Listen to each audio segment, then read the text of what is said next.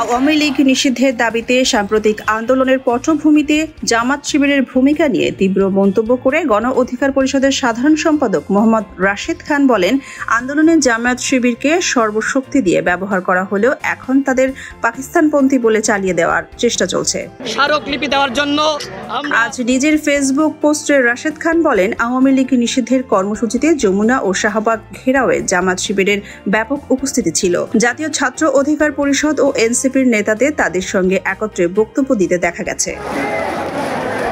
তিনি দাবি করেন, ওই কর্মসূচিতে প্রায় ৬০% অংশগ্রহণকারী ছিল বিভিন্ন ইসলামিক দল ও মাদ্রাসার শিক্ষার্থীরা। আন্দোলনের গতি ও গণজামায়াত মূলত এদের কারণে হয়েছে বলে তিনি উল্লেখ করেন।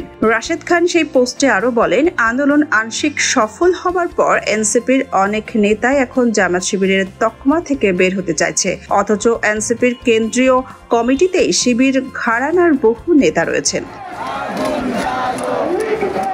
তিনি ইঙ্গিত করে বলেন, যারা এখন জামাত শিবিরকে পাকিস্তানপন্থী বলে দাগিয়ে দিতে চাইছেন তারাই একসঙ্গে তাদের সঙ্গে ঘনিষ্ঠভাবে কাজ করেছেন। এখন রাজনৈতিক সুবিধার জন্য নিজেদের প্রগতিশীল রূপ দিতে চান। সংগঠন তারা সেখানে ফারুক হাসানকে অতিথি করেছে। এক পর্যায়ে তিনি মন্তব্য করেন, কিছু মহল থেকে বলা হচ্ছে শাহবাগের প্রতিশোধ নিচ্ছে জামাত শিবির, যদিও আমি তা সরাসরি বলছি না। তবে আওয়ামী লীগ নিষিদ্ধের দাবিতে সাধারণ মানুষের সমর্থন রয়েছে, এটা অস্বীকার করার সুযোগ নেই। পোস্টের শেষাংশে রাশেদ খান বলেন, জামাত শিবিরকে কাজে লাগানো শেষ, এখন তাদেরকে পাকিস্তানপন্থী বলে চালিয়ে দাও এমন কৌশল এখন দেখা যাচ্ছে।